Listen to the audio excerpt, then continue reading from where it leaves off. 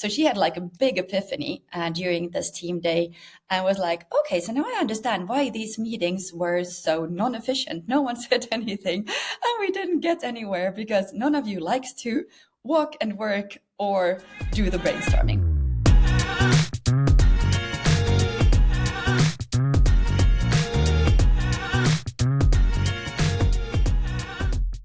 So today for our very first episode, we have a special guest joining us, Hanna Westerholm from the WeLab. WeLab is a company specializing in personality testing and workplace chemistry. And Hanna brings a wealth of experience in HR, coaching, and entrepreneurship, and we'll be diving into the importance of personality testing in talent acquisition and retention. So without further ado, hello, Hanna. I'm so excited to have you today. Hi, Joanna. I'm so happy to see you today and to be on your podcast. It's super exciting. Yes, it's the first episode, so let's see how we roll. But I hope we're gonna do just fine. Oh yes, Yeah, of so course. maybe let's just start with delving into your journey a little bit. So obviously you've had quite an impressive career already. So you've done some marketing roles and you co-founded a podcast network, and obviously now you're leading the WeLab. So this is something we're definitely gonna talk a little bit more about. But I was wondering, could you walk me a little bit through your journey and how you arrived at where you are today? Yes, sure. Yeah, so I think my greatest interests in life have always been like a combination of human behavior and storytelling. So that's where I started as well when I started studying. So I was studying sociology and journalism at first, and then I started studying marketing as well. So kind of like the psychology behind human behavior and why you start using different products and stuff like that. So that's what I did for the first 10 years of my career, marketing roles. And then during my first maternity leave with my first child, I have 3 boys, I became a coach. That's, it's not very silent in our house very often. No. So yeah. I can imagine. Definitely. And then I kind of combined like, the storytelling and the marketing and everything, and founded this podcast network you were talking about together with a friend of mine who lives in Stockholm. And Stockholm is, so to say, like the capital of podcast content. So what we did was we got inspired by concepts that were very popular in Sweden. So we just copied the concepts and brought them to the Finnish market. And all of a sudden we had 40 podcast shows. And that was when podcasting was really, really new on the Finnish market. So we were one of the first on the market, which was great fun. And I mean, yeah. So then a couple of years later, we sold the podcast company, and I left for my third and last maternity leave. And that's when we started the WeLab. So that's when I went kind of back to, human behavior and these personality assessments and all of that. So with my partner, Rina, and Rina, from Malta, actually, which is fun. We're going to talk about that a little bit more in a second. So then we founded the WeLab, which is focusing on personality assessment, or more like leadership development. And one of the tools we use is personality assessments. And then we have a program called Future Leader Lab, where we develop leaders, which the name probably says. And then Rina left for her third maternity leave. And that's when I accepted a job in HR. So I was people and culture lead for a couple of years in a startup, which was great. I learned so much. It was so interesting and great. But I also learned that I'm an entrepreneur and I want to do my own business. So here we are. And half a year in almost, doing a lot of personality assessment, leadership development, and now talking to you. Great. So how was the switch between the full-time job back to entrepreneurship? To be honest, like ever since I started being an entrepreneur, I could never imagine doing that again, but never say never. So I just wonder how it has been for you going back into Thank you for the that HR question. position and then switching to entrepreneurship? Yeah, I think it was the switch was harder the other way around to kind of, to adapt to being an employee. And it's not Mm. due to corona, it's not 9 to 5 anymore anywhere, I guess, and you don't have to be at the office like full hours and stuff like that, so it's still, you have the freedom. But all the other things that you don't have to think about when you're an entrepreneur, it's like it was a pretty hard switch, and an adaptation. And when you're kind of used to doing the things in a certain way, and you have your routines and you have your freedom and you kind of sit on the decisions yourself, it's different, and it's hard to go back to that, even though it's also really nice to have a team, and it's really nice to discuss certain things with your colleagues, and it's really nice to build stuff Mm. together. I love that part. um, but I love having my own business more. So Okay. now the switch from being employed and going back to being an entrepreneur was actually much easier, and kind of Mhm. going back to that routine that I had More before. And natural for I you. just kind of, it's more natural, definitely, definitely. Mhm.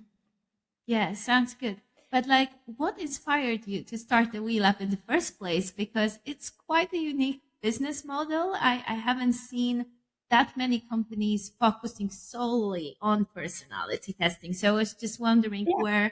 where did that idea come from?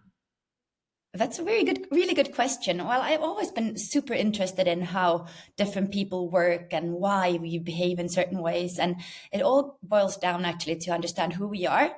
And I Mhm. think like from the experience I have from my different jobs in the past, I think many things could be way easier to understand if we would understand what we're good at and what we might not be that good at, and just admit Mhm. it and accept it, and maybe more play, more use our strengths and understand what roles are suitable for us. So that was probably Mhm. like the sole intention of understanding more, who am I, what am I good at, and when I Mhm. understand that, I can also understand, for example, you, Joanna, what are your strengths and where are you most like, where do you gain your energy, and all the people I work with and everything. So it's way easier once you understand who you are, and you get kind of this language as well when you do the personality assessment, and you understand what you're actually measuring.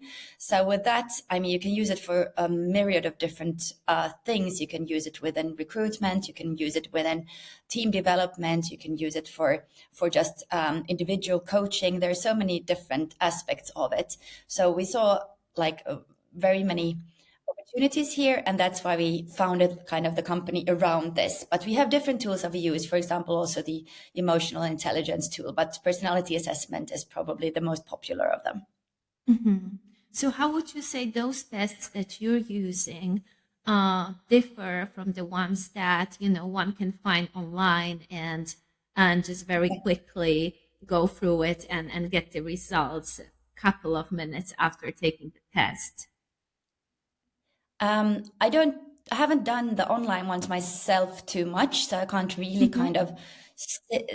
of talk too much about them. But what I know is that the Workplace Big Five that we use is said to be kind of the mother of all personality assessments, and it's Mm-hmm. been studied and researched for so many years, and it's like an ongoing research that they're reviewing the test or the assessment like all the time, and so it's really valid. And it's Mm-hmm. built up on like five big traits. So and Mm-hmm. there's so many questions, and they're control questions and all of that. So when you're doing the assessment, there are ways of asking the same thing many times, so just to make sure that the person who's answering, who's doing the assessment, is actually sure of what they're saying. And if you do the test Mm-hmm. online, it's the few tests I've done. It's really quick. You spend, I don't know, a minute maybe answering Yeah. those questions, and it's just not enough material to get a real valid result. That's what I would say. Mm-hmm. Yeah. So we have, of course, our own experience with Yeah. your way of testing. So basically, when we first started collaborating with the WeLab, that was already probably 3, 4 years ago. I don't remember exactly Exactly. when Yeah. it was, but it's been a minute. Me and my co-founder Emmy actually went through the testing, and to be honest, at the beginning, I didn't think it's gonna have such a life-changing impact for us. We thought we know our personalities. We already work pretty well together. Like we thought we know what we're doing and we know how to divide the tasks. But after going through the assessment and then having those very long conversations with you and Rena and trying to understand how our personalities fit together and how, how we can change things around it, we realized we actually not doing any, like we almost do it, nothing, right? If that makes sense. We have completely changed. Like it has Yes. completely changed the way how we approach leadership in our business and many different little aspects, many little changes that we have implemented. Um, and I think it really helped us with productivity and with having the tasks not overlap, with taking ownerships. That's why I think, especially when it comes to leaderships and how people fit in together, it just makes so much sense.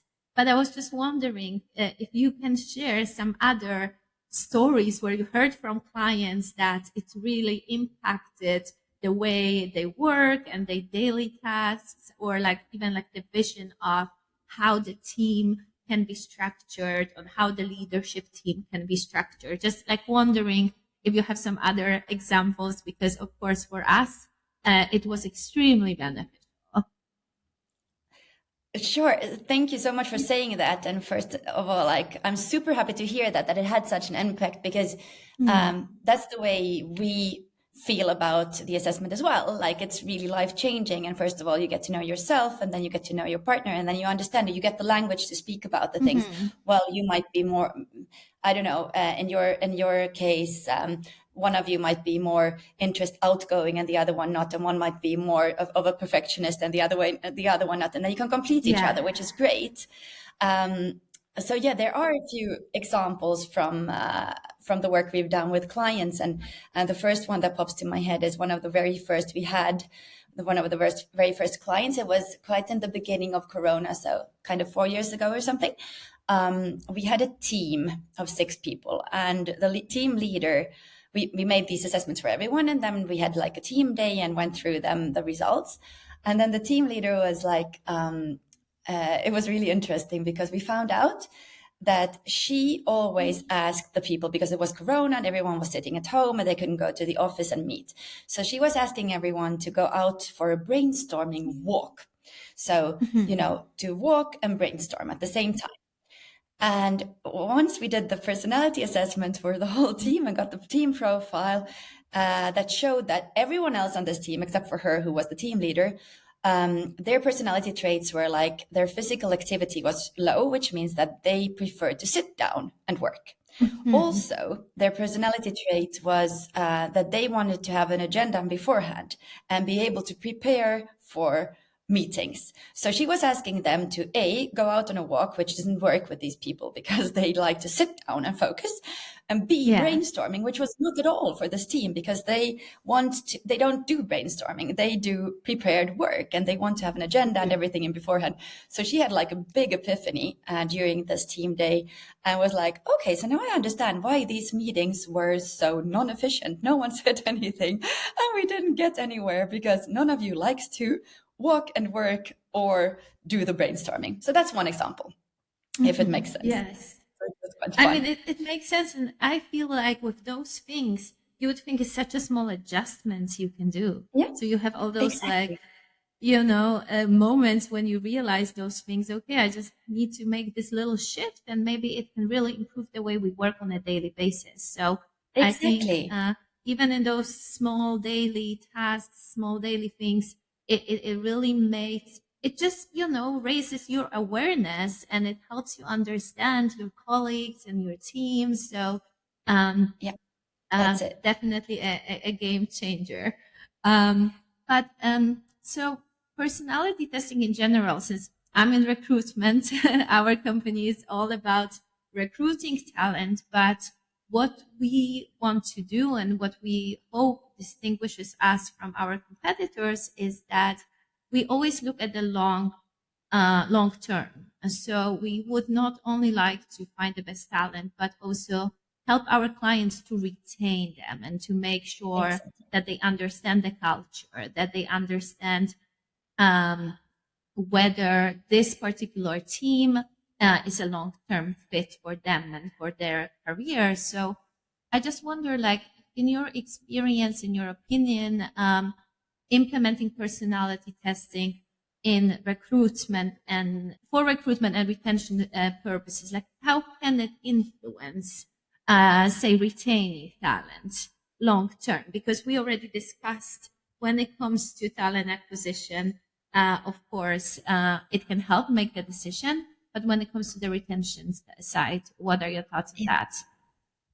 I love your question. Thank you for that. I think it's really, really important to think about how this person fits the profile or the role you're looking to fill in other ways than just the skill. And that probably goes without saying. But what I've noticed is that people sometimes, not always, but it's quite common that people who are recruiting for a role, they haven't thought about really what kind of traits might help this person succeed in a role.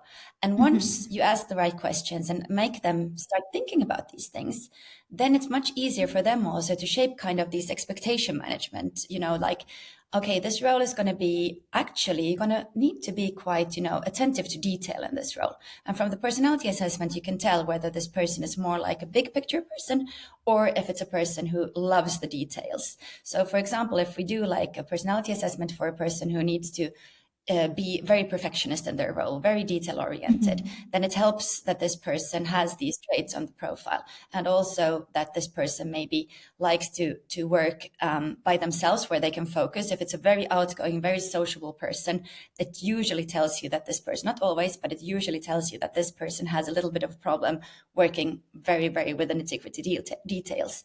And I'm Mm-hmm. not saying that a person who is very low on detail orientation can't do the details. It will just be, if you can imagine like an energy tank, and it will just be very draining for this person to work with only details. It will drain their tank quite fast. And if it's a Mm-hmm. person who is quite high in detail orientation, it will give them energy and they will last longer in this role. So that's my experience. When you hire a person that actually suits the profile, has the traits that helps her or him or them succeed in this role, then they will last longer and the retention is like much less. So you can also, if a person says like, yeah, it doesn't matter, I'm going to do this, it's going to be fine, you can say whatever you want to say because you want to believe it so much yourself. But then you have the profile to see, is it really going to happen or not? And that will Mm-hmm. help both the company and the person make a successful recruitment, if that makes sense. Just maybe one more question right here, because I feel like for us, the element that really helped us change was that we first tested who we are Mhm. as the founders and how we work best together before even Yeah. trying to get the person on the team and trying to see how they can fit that dynamic. So I wonder, what is your opinion on teams who are just well established and would like to use personality testing for the new joiners, so strictly for talent acquisition without testing the team before? Do you think it can still work, or do you Yeah. think it's way better when they already know kind of their core dynamic within the team?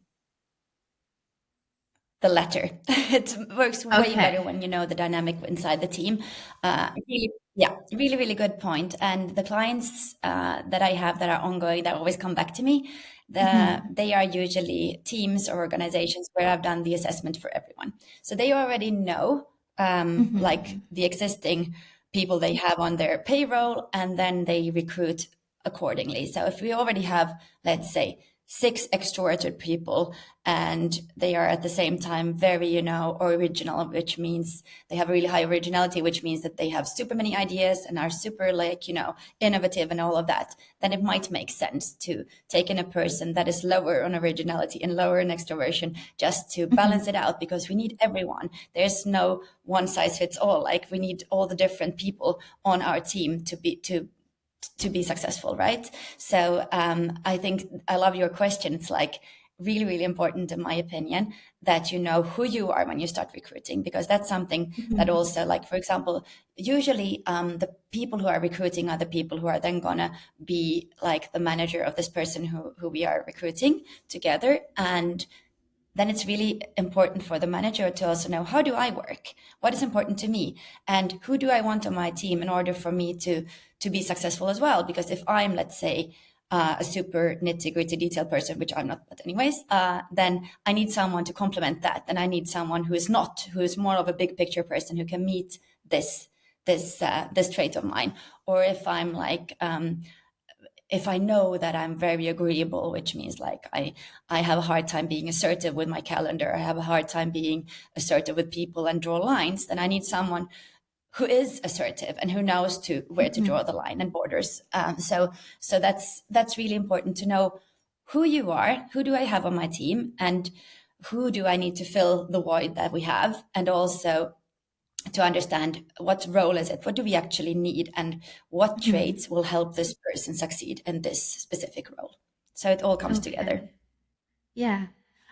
When I was preparing, because obviously our experience with personality testing was so positive, but I just wanted to see what can we find online, maybe on the downsides or some Yeah. critical opinions. So just to just to get like the other point of view. Well, I read a couple of articles this morning, and some people would say, well, you really need to be very self-aware to do a test like this. Some people might not be able to do it, or the results might not be correct. So I just wonder, like in general, how do you make sure that these personality assessments are maybe conducted ethically without bias and Yeah. just be as accurate as possible? Like, is there like a way to figure it out?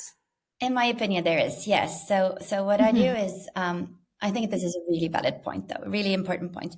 You do have to be self-aware, but I mean, some people are, some people are less. And this is also a really good tool if you are not that self-aware and you want to know Hmm. more about yourself. I mean, everyone, probably not maybe everyone, but a lot of people have phases in their lives where they go like, who am I and what do I do and what am I good at, what am I not good at?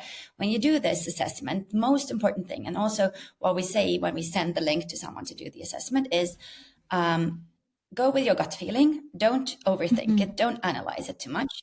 And also, what I learned during the years when I've done these assessments quite a lot then is that some people tend to answer these assessments like in a way they would like to be instead of who they really are. So I can tell when a person has answered that the way they would like to be instead of the way who they really are, because we have a lot of Hmm. control questions that we ask. Like, for example, in recruitment, we always go through the results with the candidate before we present the results to the client in order for the Hmm. candidate to be able to verify, is this correct? Do I agree with these results? Because sometimes you just, there might be a way that you misunderstood the question, or you might even use the scale the other way around. That's really, really rare, but it happens. We have like a scale from Hmm. 0 to 100. And sometimes you just, if you do it too fast, you just swap them around. And then you have the wrong result. So we really want to make sure that the candidate understands their profile. And then we ask a lot of questions and ask them to, for example, give example, how would you behave in this kind of situation? And then you usually get like there's a lot of coaching involved actually in this, Hmm. and this run through of the profile. So I would say that after every single run through, even though the candidate is not 100%, does not agree 100% with all the results, we have a good profile. Then we would say, okay, you would say this is a little bit higher, this is a little bit lower. Why is that? And then we agree on something, and which makes the results correct. Because we always have a tendency to be like, yeah, maybe I'm a little bit more perfectionist than I actually am. And then if I ask you a question like, so how would you do this and this? Then you'd be like, I would do it like this. Then we'd say, okay, but then you're not that perfectionist as this test says. So that's those are ways to kind of control or verify whether the person who has taken the assessment actually has answered it the correct way. Yeah. I have been trying a lot of those online tests. And for me, the game changer was the assessment that I have with you and Irina to go through the results and actually understand them. Because Mhm. sometimes you might read kind of the result sheet and think that you know exactly what it means, but it didn't. Especially when you try to put it together with other team members and with the dynamics. So I think it really helps to have this longer assessment with a real person who will tell you Yeah. how you can actually use that knowledge to your benefit. Yeah, I agree 100%. And that was the same when I took the assessment the first time. I mean, it would have been useless for me to get the report just like it is because I wouldn't have gotten Hmm. it the same way. It's made all the difference to have someone debrief it for me and be like, so this is, do you agree with this? And ask the questions that come with it. I think it's really, really important to have Hmm. like a person who understands and who's certified in doing the debriefings. For sure. And okay, so to wrap up this part, because I'm really excited to move on to more entrepreneurial topics as Sure. well. Yes. But just wondering if you could give an advice to employers who are considering implementing personality testing. What advice would you give them? I think we already talked about a lot of it. So I would definitely Mm, say the best in the perfect world, I would ask them to first do the assessment themselves, and some do. When I have mm, new clients, then I'd be like, okay, so should we start with you? Because that makes all the sense in the world. yeah. And then, uh, and then the second thing is, yeah. So then I would do the assessment with them if they agree first, and or the key people and the team, uh, or the whole team in the perfect world.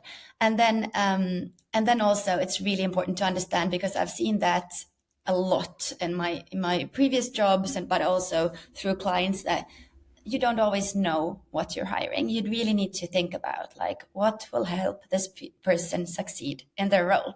And Mhm. that's something I put a lot of effort and focus into when I have a new client and start working with people or when someone wants to do the personality assessment as part of their recruitment process to just understand what are we hiring. Hmm. And just out of curiosity, what are the main industries that you work with? Is it mostly digital companies or not necessarily?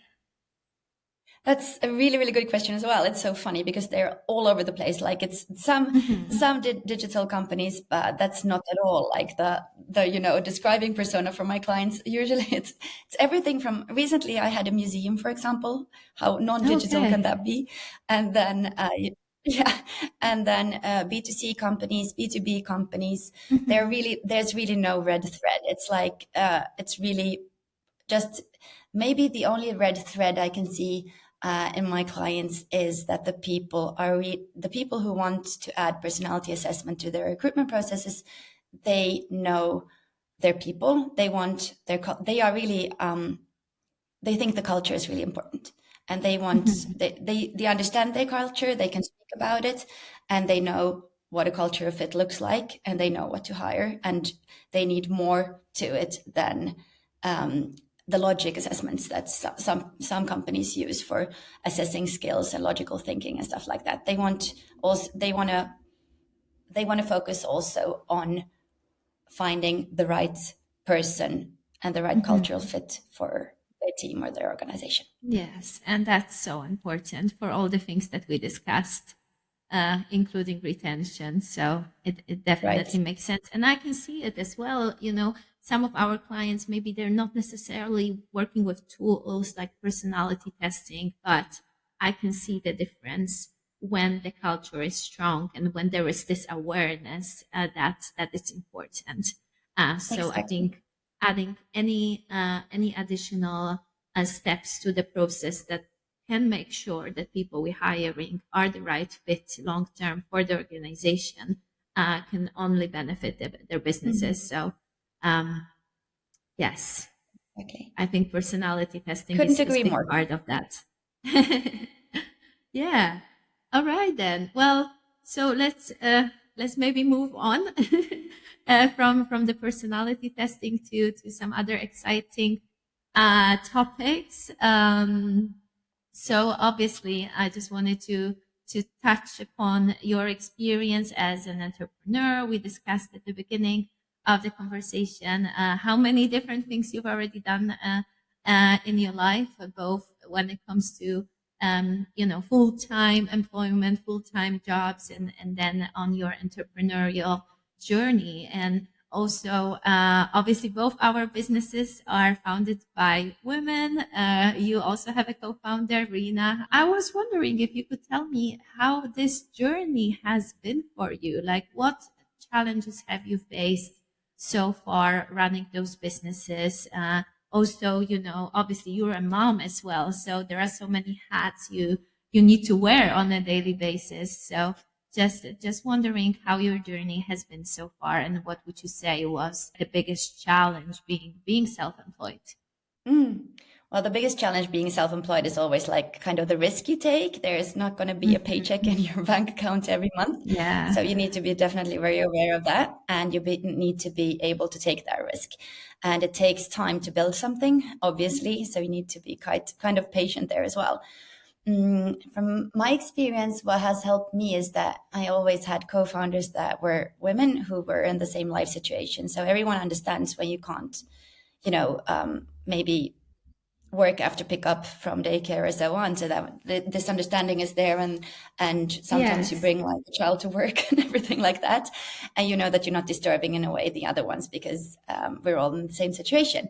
That's a nice thing, but not a must have, I guess. I think it's just to find like-minded people in that sense, and maybe also the value base needs to somehow be the same. Like, what do you value in life? Like for me, one of my most precious values is freedom. I really value to do my work in my little routine and my time, and when I feel like when I have time for it. I want to have time for my family as well, so that's really important.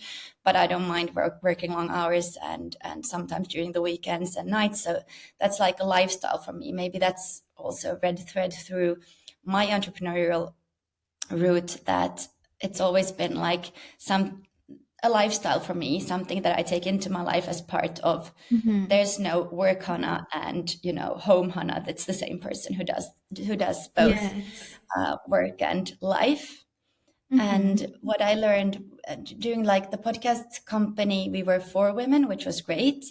Um, we had so much fun, probably mostly due to, if we would have taken the personality assessment, we would have found out that we're all the same. And which Okay. ended up,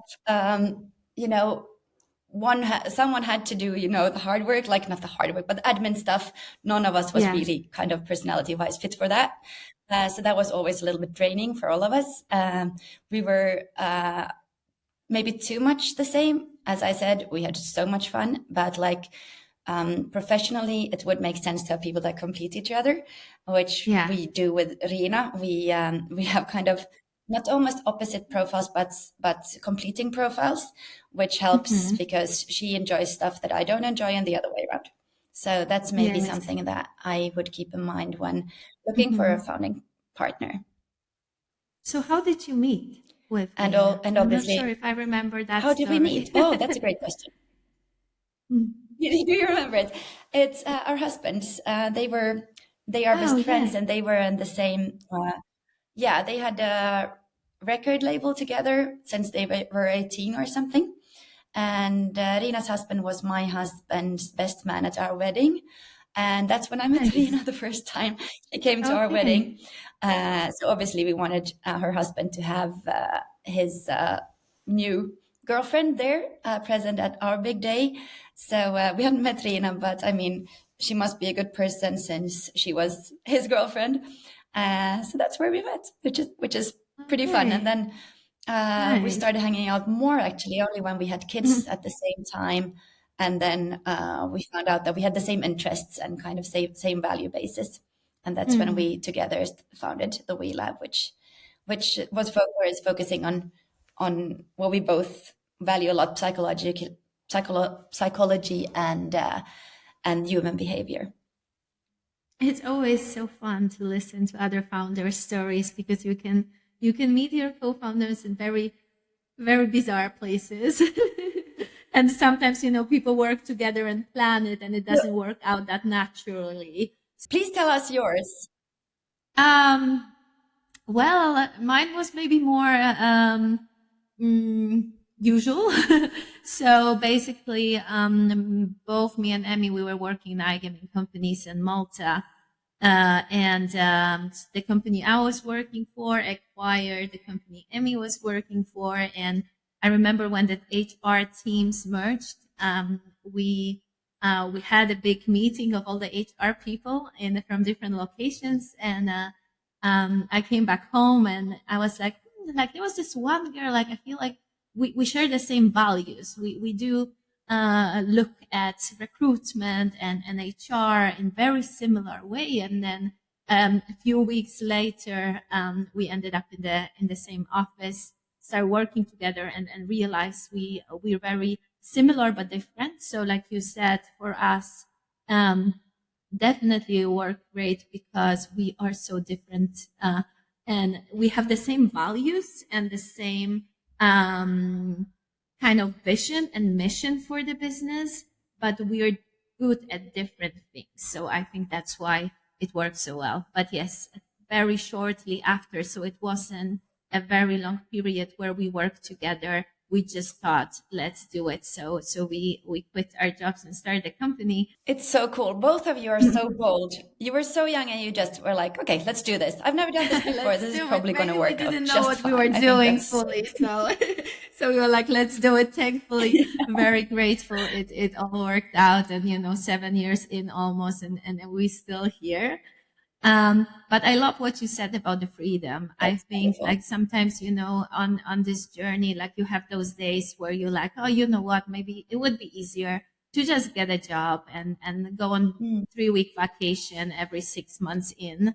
But then you think about it from a mm. different perspective. So I think this is Ex- something, me personally, I appreciate that a lot. And that would be very, very hard to give up for sure. Yeah, couldn't agree more. That's it. Exactly. So do you remember like any like life changing moment that you feel like shaped your journey um mm, at the WeLab and in general your entrepreneurial journey? Like was it when you decide to come back from the full-time employment, or was it like something different? Oh, that's a really hard question. There have been maybe it's a hard one to answer. I don't know. I probably had many life-changing moments Yeah. throughout the years. One single is maybe hard to point out, but maybe like, the certainty that this is it. Mhm. Sometimes when I'm coaching someone, for example, and I'm having a lot of fun because when you get into this kind of flow state where you just, you're so in this conversation and listening to this person, and you just asking more and more questions to dig deeper, and then this person finally has like a epiphany and goes like, that's it, okay, that's why I've Mhm. been feeling this way all my life, I don't know. Yeah. And then you go like, okay, this was so meaningful, purposeful, I had so much fun, I enjoyed it so much, how can someone pay me for this? It doesn't feel like work. And maybe Yeah. those situations be like, okay, maybe my message here is it's sometimes really hard to know what your thing is, but everyone can find it. And I think as long as you're playing along with your strengths, and when you're doing something that you would do even though no one would pay you for it, then you're probably on the right track. And maybe that's Mhm. kind of a life changing for So me. that's I how you mean, felt I tried when everything. I have been yeah, that's how I felt Mm. and how I want to feel. I really want to keep on feeling this feeling. I mean, all days are not great. Obviously, there are days when you're doing stuff that you don't Mhm. enjoy, but those are not very many. I have to say, there are not many things that I don't like about what I'm doing right now, and I wouldn't, I wouldn't go back to being employed just for the, you know, certain like, or how would you say, just for the paycheck or something. Everything will be so Yeah. stable and more secure. Maybe go back to being employed just for the security, but you have to know yourself and to know what's more important for you. But maybe life changing in that sense to maybe stick to this path because it works. And when you're doing things that you enjoy and you feel like people that are involved in this and your journey are getting something out of it as well, then you're probably on the right track. And I wouldn't, I mean, never say never, but right now I wouldn't go back to being employed. I think it's just so important to enjoy the journey because I think, especially at the beginning, Mm-hmm. when we first started the business, we're so focused on all those goals, step by step, Mm-hmm. and putting a lot of pressure.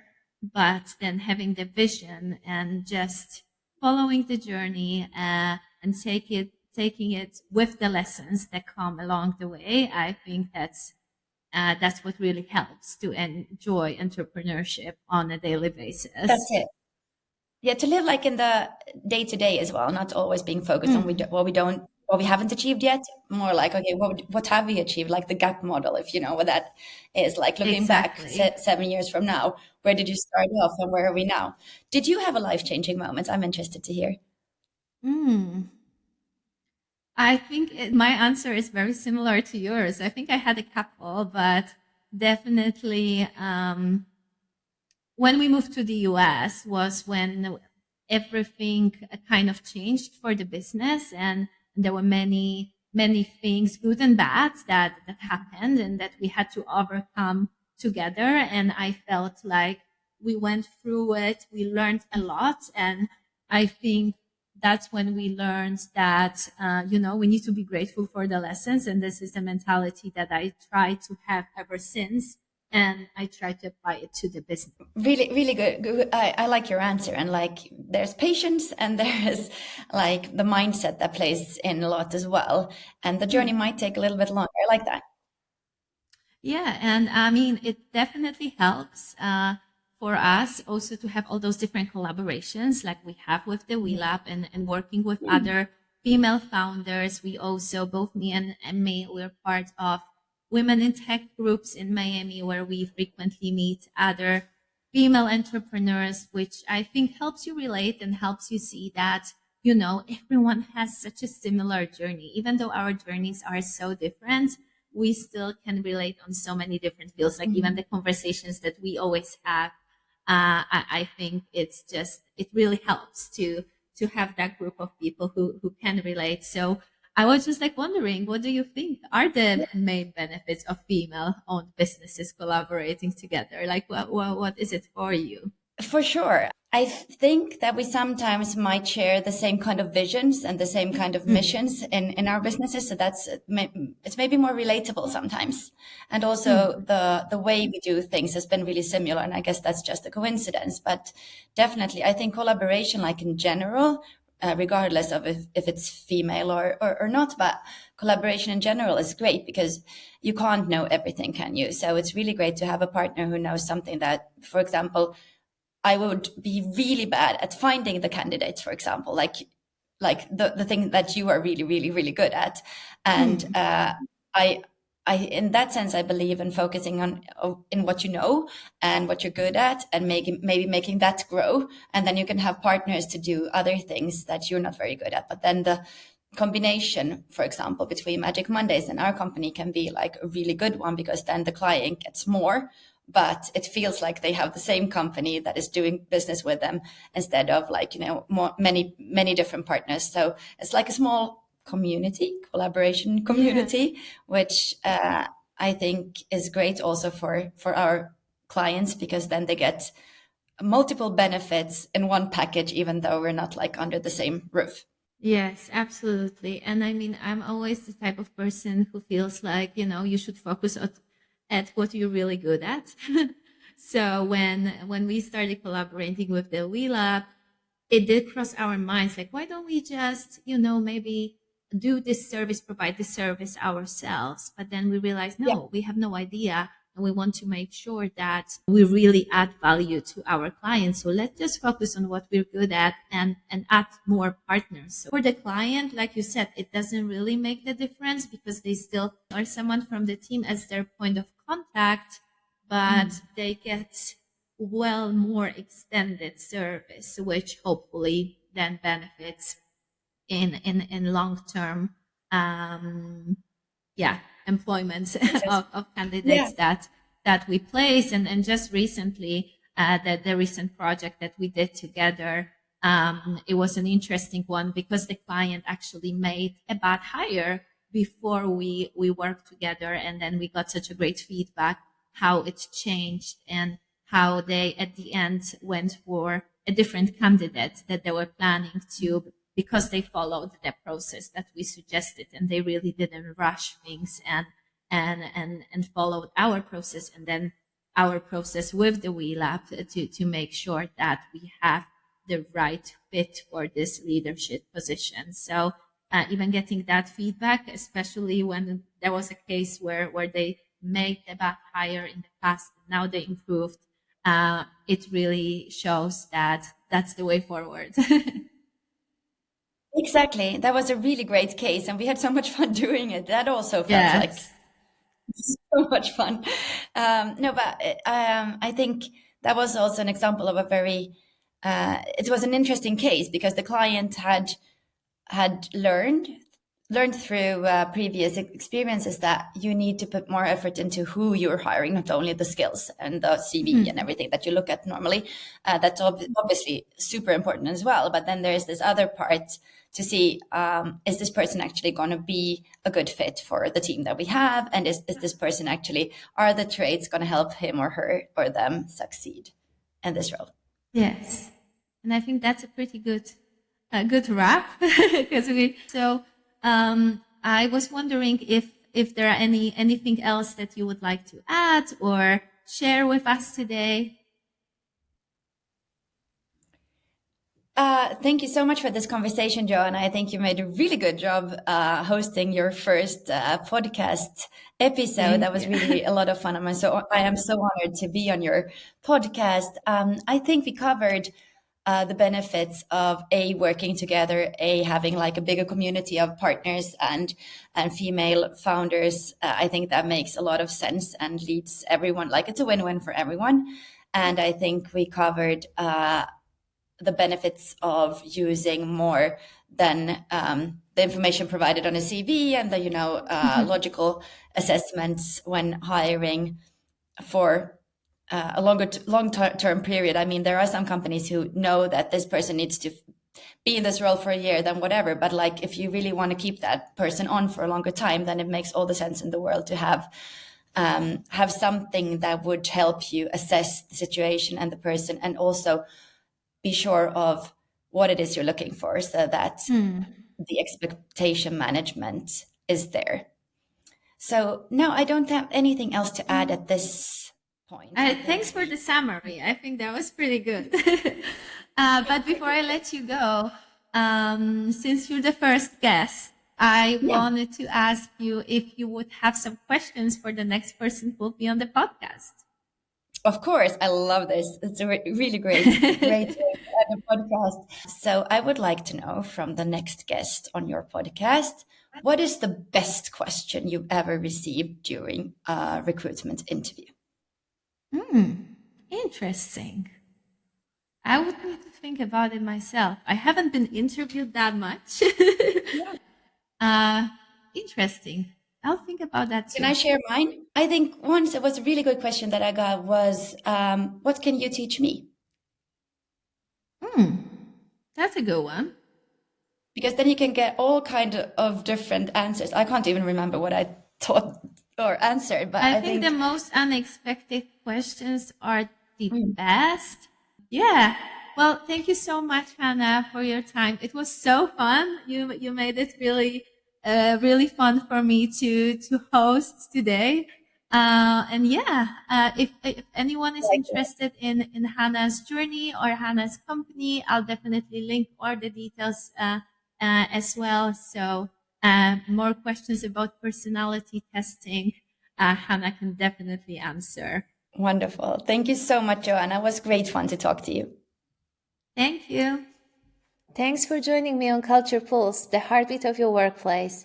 I hope you enjoyed today's episode and found some insights to take back to your team. Don't forget to subscribe for more discussions, and for all the latest updates on the podcast, follow Magic Mondays Miami on LinkedIn. See you next time!